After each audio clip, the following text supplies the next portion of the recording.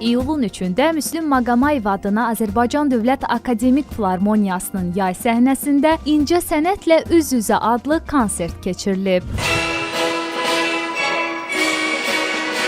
Tədbir Azərbaycan Dövlət Akademik Filarmoniyasının konsert mövsümünün təntənəli bağlanışı ilə yanaşı, ənənəvi açıq hava konsertləri mövsümünün rəsmi açılışı kimi də əlamətdar olub. Musiqi sevərlərə dünya klassik irsinin ən parlaq səhifələrindən seçilmiş əsərlərdən ibarət zəngin proqram təqdim edilib.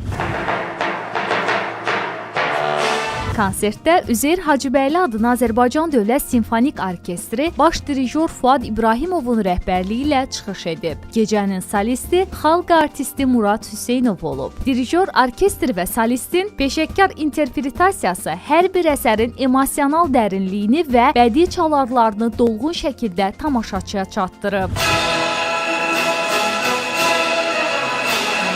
Rossini'dən başlayaraq George Gershwin'də qurtarmış gözəl bir əsərlər çalınıb və orkestr bir daha öz yüksək səviyyəsini sübut edib. Təbii ki, belə konsertlərin sayı getdikcə çox olacaq. Bu çox vacibdir. Bizim insanlardır, yəni bizim Azərbaycan milləti çox musiqi duyumlu, çox istedadlı bir millətdir. Belə bir konsertdə incə sənətlə təmasda olmaq çox böyük bir zövq idi.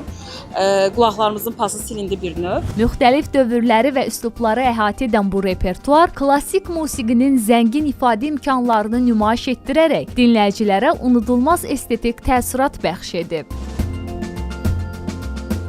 YouTube kanalımıza abunə olun.